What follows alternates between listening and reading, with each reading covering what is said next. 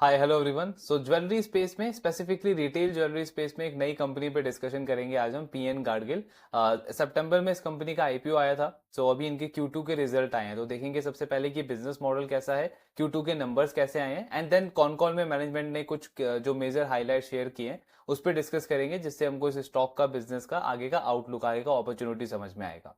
सो PN Gadgil के business model की अगर हम बात करें तो 1832 के आसपास ये कंपनी सांगली से स्टार्ट हुई थी, महाराष्ट्र के अंदर। Family driven, family own business रहा है ये। देन इनकी जो नेक्स्ट जनरेशन है, उन्होंने 1958 में इस बिजनेस को पुणे में शिफ्ट किया। और जो अभी कंपनी के करंट एमडी एंड सीईओ हैं मिस्टर सौरभ गाडगिल, इन्होंने 2000 के अराउंड इस कंपनी को ज्वाइन किया। एंड तब तक इसका एक ही स्टोर था, पूरे महाराष्ट्र में एक ही स्टोर था कंपनी का। देन उन्होंने इस कंपनी को प्रोसेस इन्होंने बनाए, सिस्टम्स इन्होंने डेवलप करे, एक प्रोफेशनली मैनेज कंपनी बनाया। एंड अभी अगर हम करंटली बात करें, सितंबर का जो डेटा है, कंपनी के टोटल नंबर ऑफ स्टोर जो थे वो 39 थे, पूरे महाराष्ट्र के अंदर स्टोर है इनके।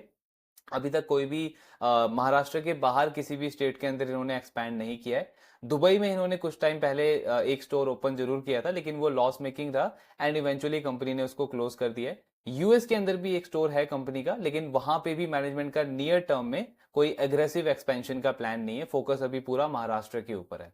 सो ये जो 39 स्टोर्स हैं पीएन गाडगिल के, इसमें से 28 स्टोर्स कंपनी के कंपनी ओन, कंपनी ऑपरेटेड हैं। और जो बाकी के 11 स्टोर्स हैं वो इनके फ्रेंचाइजी मैनेज करते हैं। और इनकी स्ट्रेटेजी कैसे रहती है कि महाराष्ट्र में जितने भी बड़े सिटीज हैं, टियर 1 सिटीज हैं, बॉम्बे है, पुणे है, नागपुर है, इन सिटीज में कंपनी खुद, मतलब company own, company operated stores को रन करती है। और जो आपके टियर 2, टियर 3 सिटीज है, वहां पे इनके फ्रेंचाइजी स्टोर्स को मैनेज करते हैं। सो ये इनका पूरा स्टोर का मैट्रिक रहता है, स्ट्रेटेजी रहती है। देन अगर आप पीएन गाडगिल का स्टोर लेवल मैट्रिक देखोगे तो ये इस पूरी इंडस्ट्री में सबसे बेस्ट है। फॉर एग्जाम्पल, जैसे अगर आप इनका रेवेन्यू पर स्क्वायर फीट देखोगे तो 6 लाख रेवेन्यू पर स्क्वायर फीट है पीएन गाडगिल का, जो कि इंडस्ट्री में सबसे बेस्ट है। रेवेन्यू पर स्टोर भी अगर हम देखें तो इस कंपनी का रेवेन्यू पर स्टोर 130 करोड़ से भी ज्यादा है। अगेन ये भी पूरी ज्वेलरी इंडस्ट्री के अंदर सबसे बेस्ट है। अगर आप टाइटन, कल्याण से भी कंपेयर करोगे, उनसे भी बहुत बेस्ट नंबर्स हैं इस कंपनी के। इसका एक पर्टिकुलर रीजन ये भी हो सकता है कि इनके टोटल नंबर ऑफ स्टोर्स अभी काफी लो हैं।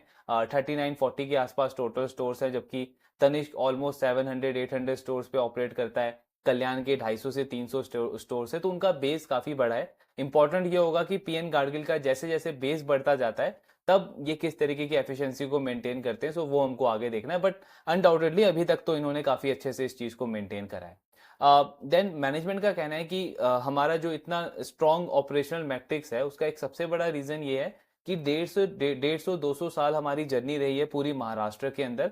एंड इसमें हमने एक काफी सॉलिड ब्रांड डेवलप किया है, एक सॉलिड ब्रांड हमने बनाया है पूरे महाराष्ट्र में, जिससे हमारे जो कस्टमर्स हैं उनके साथ में काफी स्ट्रॉन्ग हमारा रिलेशनशिप है।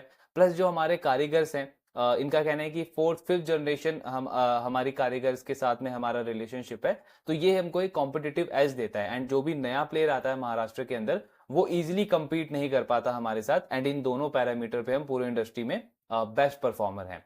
अब इनका अगला टारगेट क्या है? अगला टारगेट ये है कि इनको महाराष्ट्र में नंबर 1 प्लेयर बनना है। सो करेंटली टाइटन जो है, उसके उसके नंबर ऑफ स्टोर्स काफी ज्यादा है महाराष्ट्र में, 60 के आसपास टोटल स्टोर्स हैं, इनके 39 स्टोर्स हैं। तो इनका आईपीओ लाने का पहला सबसे बड़ा पर्पज यही था कि महाराष्ट्र में नंबर 1 प्लेयर बनना है। एंड अगले 2-3 साल के अंदर नंबर ऑफ स्टोर जो है वो 60 से ज्यादा करना है। जो बाकी के पैरामीटर्स हैं उनमें तो कंपनी ऑलरेडी काफी अच्छा परफॉर्म कर रही है। तो इनका अब एक टारगेट क्या है कि नंबर ऑफ स्टोर्स को बढ़ा के हर एक पैरामीटर पे महाराष्ट्र में हमको नंबर 1 प्लेयर बनना है। सो ये पूरा इनका बिजनेस मॉडल है एंड पूरा ग्रोथ जर्नी रहा है। अब देखते हैं कि कंपनी का Q2 का रिजल्ट कैसा आया है। तो Q2 में अगर आप कंपनी का सेल्स का नंबर देखोगे तो ऑलमोस्ट 46% की ग्रोथ आई है कंपनी के सेल्स के अंदर, YoY लेवल पे काफी अच्छी ग्रोथ है। देन मार्जिन की अगर हम बात करें तो स्टेबल है margin. Last year second quarter में भी 3% के मार्जिन थे, इस साल सेकंड क्वार्टर में भी 3% के मार्जिन आए हैं कंपनी के। थोड़ा सा इंपैक्ट इनको लेना पड़ा है मार्जिन पे, बिकॉज वो इन्वेंट्री का जो लॉस हुआ है इंपोर्ट ड्यूटी हाइक कम होने की वजह से, तो उसका थोड़ा सा मार्जिन पे इंपैक्ट पड़ा है। देन बॉटम लाइन की अगर हम बात करें पैट की, तो उसमें 59% की ग्रोथ आई है। लास्ट ईयर सेकंड क्वार्टर में 22 करोड़ का प्रॉफिट था, इस बार कंपनी ने 35 करोड़ का पैट रिपोर्ट करा है। तो उसका मतलब क्या हुआ कि ग्रोथ अगर आप ओवरऑल देखो, पूरा रिजल्ट देखो, तो काफी अच्छे नंबर्स इन्होंने रिपोर्ट करे हैं। इनफैक्ट इंडस्ट्री में जो इनके बाकी के कॉम्पिटिटर्स हैं, कल्याण, सेनको, टाइटन, इन तीनों कंपनी के कंपैरिजन में कंपनी का टॉप लाइन का ग्रोथ और बॉटम लाइन का ग्रोथ बहुत अच्छा रहा है। 59% प्रॉफिट ग्रोथ है और आपका 46% का टॉप लाइन का ग्रोथ है, तो रिजल्ट बहुत अच्छा आया है। अब बात करते हैं कि आगे का कैसा एक्सपेंशन का प्लान है कंपनी का। तो एक तो सबसे पहले इनका जो मार्जिन अभी हम 3% के आसपास का देख रहे हैं, तो उसके लिए मैनेजमेंट ने गाइडेंस दिया है कि आगे चल के हमारा मार्जिन इंप्रूव होगा। कैसे इंप्रूव होगा? तो अगर आप इनका करंट सेल्स मिक्स देखोगे तो स्टड रेशियो जो है वो सिर्फ 11% कंट्रीब्यूट करता है कंपनी के टोटल सेल्स में। सैनको का भी सेम ऐसा ही है, उनका भी स्टड रेशियो काफी कम है, लेकिन दोनों की मैनेजमेंट ने गाइडेंस सेम दिया है। पीएन गाडगिल की मैनेजमेंट भी यही कह रही है कि अगले 2 से 3 साल के अंदर हमारा जो स्टड रेशियो है वो 11% से बढ़ के 15% पे जाएगा। क्योंकि इन्होंने स्टड रेशियो अभी 6 साल पहले ही स्टार्ट किया है, तो इसमें ग्रोथ तो काफी अच्छी रही है, लेकिन इसका ओवरऑल कंट्रीब्यूशन अभी काफी कम है। लेकिन कंपनी मैनेजमेंट का बोलना है कि अगले 2-3 साल में 15% का स्टड रेशियो हमारा हो जाएगा। तो जब स्टड रेशियो आपका बढ़ेगा तो क्या होगा? आपका मार्जिन इंप्रूव होगा। सो मार्जिन इंप्रूव होगा तो आपको नेचुरली ऑपरेटिंग लेवरेज मिलने का चांस बन जाता है। बाकी कंपनी का स्टोर एक्सपेंशन की अगर हम बात करें तो इन्होंने आईपीओ के टाइम पे तो यही गाइडेंस दिया था कि अगले 2-3 साल के अंदर हम 60+ स्टोर्स लेकर के जाएंगे अपने महाराष्ट्र के अंदर। लेकिन Q2 में इन्होंने जो डेवलपमेंट शेयर किए हैं वो काफी अच्छे पॉजिटिव्स दिखाते हैं इस बिजनेस को लेकर के। इन्होंने अक्टूबर में जो नवरात्रे थे, सो उन 9 दिनों में 9 नए स्टोर्स इन्होंने ओपन करे हैं महाराष्ट्र में, जिसमें कंपनी का टोटल नंबर ऑफ स्टोर 48 हो गया महाराष्ट्र के अंदर ही। प्लस मैनेजमेंट क्या कह रहा है कि Q3 Q4 में हम 5 से 6 और नए स्टोर्स ओपन करेंगे, जिससे इनका total number of store by the end of FY25 लगभग 54-55 के आसपास हो जाएगा। तो 55 स्टोर्स कंपनी के FY25 के अंदर ही हो जाएंगे। देन अगले साल, अगले फाइनेंशियल ईयर में FY26 के अंदर कंपनी 10 से 12 और नए स्टोर ओपन करने का प्लान कर रही है। तो टोटल नंबर ऑफ स्टोर इनके 65-67 हो जाएंगे by the end of FY26। सो ये इनका पूरा स्टोर एक्सपेंशन का प्लान है एंड एक तरीके से गाइडेंस को रिवाइज किया है, अपग्रेड किया है इन्होंने, बिकॉज पहले इनका 2-3 साल का टारगेट था, अब ये number most probably company FY26 के अंदर ही अचीव कर लेगी। सो मैनेजमेंट का अगला एस्पिरेशन क्या है, अगला टारगेट क्या है कि ये पेशवा रूट फॉलो कर रहे हैं बेसिकली अपने बिजनेस को एक्सपैंड करने के लिए। सो इनका टारगेट है कि महाराष्ट्र में नंबर 1 बनने के बाद हम एमपी के अंदर एंटर करेंगे, मध्य प्रदेश के अंदर एंटर करेंगे, देन उसके बाद छत्तीसगढ़, उसके बाद आपका यूपी, बिहार, दिल्ली, इन सारे स्टेट्स के अंदर हम gradually step by step enter करेंगे और वहां पे टॉप प्लेयर बनेंगे। सो ये इनका आगे का एक्सपेंशन प्लान है अगले 3 से 5 साल का। पहले महाराष्ट्र में नंबर 1 बनना है, देन स्टेप बाय स्टेप करके इन सारे स्टेट्स के अंदर एंटर करना है। सो ये इनका एक्सपेंशन प्लान है। ग्रोथ गाइडेंस की अगर हम बात करें तो मैनेजमेंट का कहना है कि FY25 के अंदर हम 8,000 करोड़ का रेवेन्यू टारगेट कर रहे हैं। 8,000 करोड़ का रेवेन्यू कंपनी टारगेट कर रही है और FY26 तक इनका प्लान है कि हमारा जो टॉप लाइन है, जो रेवेन्यू है, वो 9,500 करोड़ का हो जाएगा। अब अगर आप इनका लास्ट ईयर का रेवेन्यू देखोगे, FY24 का रेवेन्यू देखोगे, तो 6,000 करोड़ का कंपनी का रेवेन्यू था FY24 के अंदर। तो 6,000 करोड़ से 9,500 करोड़ तक का ये प्लान कर रहे हैं अगले 2 साल में, यानी ऑलमोस्ट 30% का ग्रोथ कैगर कंपनी टारगेट कर रही है अगले 2 साल के लिए।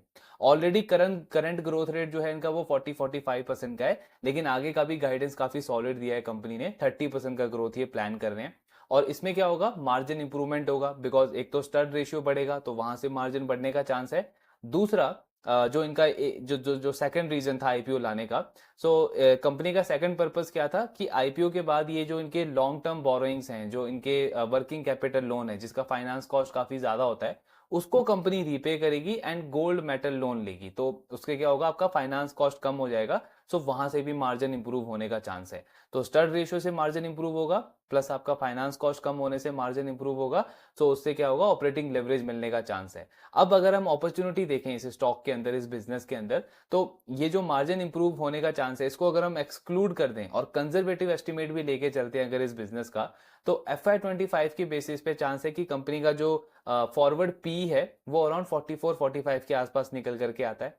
देन FY26 के बेसिस पे अगर हम इस स्टॉक का फॉरवर्ड पी देखें तो वो 38-39 के आसपास निकल करके आता है। मतलब क्या हुआ कि बिजनेस का करंट ग्रोथ है 40%, आगे 2 साल का गाइडेंस दिया है 30% का। हमको पता है कि क्लियरली मार्जिन इंप्रूव होने का बहुत हाई चांस है, बट स्टिल हम थोड़ा सा कंजर्वेटिव एस्टिमेट लेकर के चल रहे हैं एंड सेम ग्रोथ एक्सपेक्ट कर रहे हैं इनके बॉटम लाइन के अंदर भी। तो इनका फॉरवर्ड पी कितना आ रहा है 38 के आसपास। जो बाकी प्लेयर्स हैं वो 90-100 के मल्टीपल्स पे ट्रेड कर रहे हैं। तो डेफिनेटली एक री रेटिंग का सॉलिड चांस बनता है पीएन गाडगिल के स्टॉक के अंदर भी, एक अच्छी अपॉर्चुनिटी बनती है अगर इनका एग्जीक्यूशन ऑन ट्रैक रहा आने वाले क्वार्टर्स के अंदर भी, तो बहुत हाई चांस है कि इसके स्टॉक में भी हम री रेटिंग देखेंगे, जैसे सेंको में हमने अभी थोड़ा बहुत देखा है।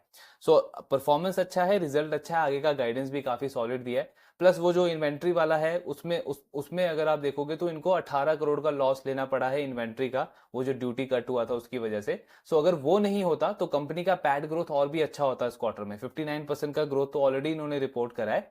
तो अगर उसका इंपैक्ट नहीं होता तो पैट ग्रोथ और भी अच्छा हो सकता था कंपनी का। तो ये पूरा आउटलुक अपॉर्चुनिटी बनता है पीएन गाडगिल का।